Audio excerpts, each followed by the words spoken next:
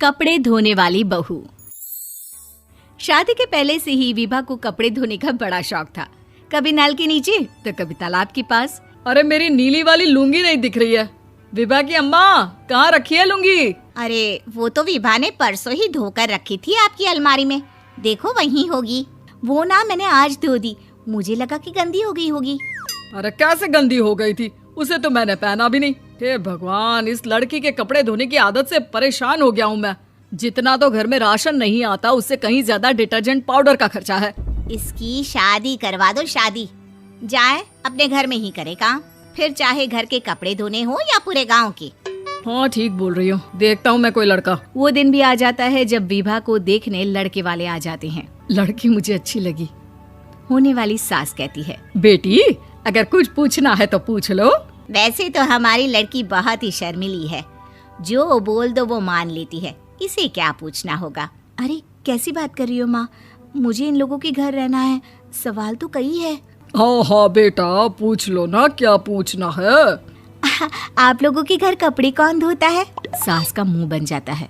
देखो, अगर तुम ये कहना चाहती हो कि तुम्हें कपड़े धोने नहीं आते तो सुन लो, कपड़े मैं ही धोती हूँ, लेकिन तुम्हारे आ जाने के बाद मैं रुमाल तक नहीं धोऊंगी। अरे चुप रहना भाग्यवान, बहू बेचारी घर आई नहीं, उसे डराना शुरू कर दिया। वो क्या है ना बिटिया, अभी तक तो ये कल्लू की माँ ही धोती थी, लेकिन अब तुम्हारे पापा तो दहेज में वॉशिंग मशीन देंगे ही। तभी विभा की माँ बोल पड़ती है, सवाल भी पूछा तो क्या। वैसे भाई साहब, मशीन की तो फिर भी कपड़े धोने की कैपेसिटी होती है। मतलब जो बिटिया दे रहे हैं ना विभा, इसे कपड़े धोने का बहुत शौक है। ये आप लोगों के क्या, आस पड़ोस गांव मोहल्ले सबके कपड़े धो दे और उफ तक ना करे। बाहर देखा नहीं आपने कितने कपड़े सूख रहे हैं? सब हमारी बिटिया ने ही तो धोए हैं। बस भी करो ना माँ, शर्म आ रही इतनी तारीफ सुनकर। और तो और एक दाग निकाल कर दिखाओ तो मान जाओ। हाँ अच्छा, माफ करना बेटा, मैंने गलत समझा। हमें तो रिश्ता बहुत पसंद है। और ऐसे जुड़ जाता है रिश्ता कपड़े धोने का शौक रखने वाली विभा का। उसकी शादी हो जाती है कोयला फैक्ट्री में काम करने वाले कल्लू के साथ। शादी के बाद अचानक विभा चिल्लाती हुई सास के पास आती है। सासू माँ, अरे सासू माँ कहाँ है आप? ये तो धोखा है, धोखा दिया आप लोगों ने मुझे। इसे ससुर के चक्कर के बारे में पता चल गया। अरे तो उसमें तुझे क्यों धोखा मिला है? अरे नल में पानी नहीं आता, कपड़े कैसे कब धुलेंगे? अच्छा, तू पानी नहीं आ रहा उसकी बात कर रही है।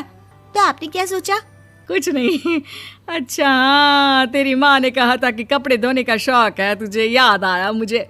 शौक बोलकर कपड़े धोने वाले मेरे जुनून को कम ना आके सासू माँ, कपड़ा धोना मेरा गुरूर है।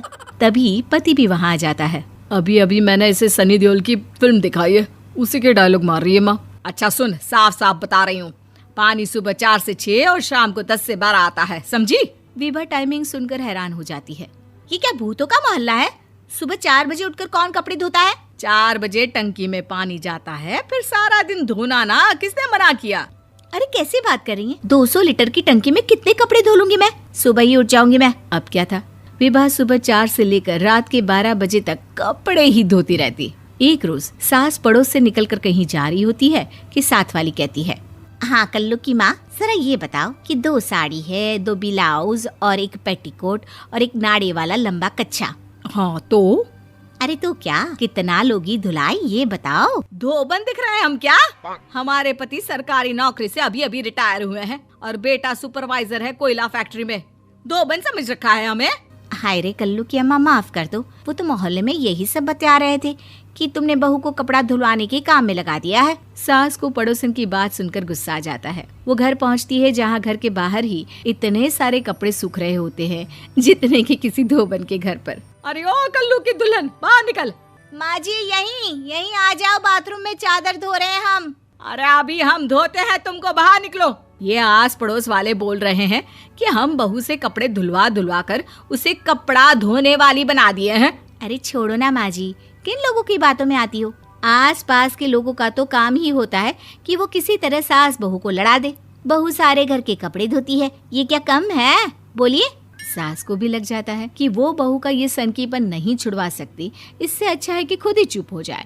एक रोज सास और बहू मंदिर जाते हैं, जहाँ सास की साड़ी वहाँ खड़ी भीख मांगने वाली से मिलती है। माँ जी क्या बात है, आपकी साड़ी उस भिखारन से कितनी मिल रही है ना? हाँ हाँ देखो तो, दोनों की साड़ी मिल रही है। क्या बात है कल्लू की अम्मा, तुम खुद को तो अफसर की बीवी बताती हो और ऐसी सिंपल सी प्लेन साड़ी पहनकर घूमती हो। सिंपल और प्लेन नहीं है ये साड़ी। तो क्या सोने के धागे से फूल बने हैं? कुछ भी सासू माँ, कुछ भी। हाँ बने थे इस साड़ी में सोने के धागे से फूल। मेरे पति लेकर आए थे मद्रास से स्पेशली मेरे लिए 10,000 की। ताहे भाई साहब इस भिखारन के लिए भी सेम टू सेम साड़ी लेकर आए होंगे 10,000 की।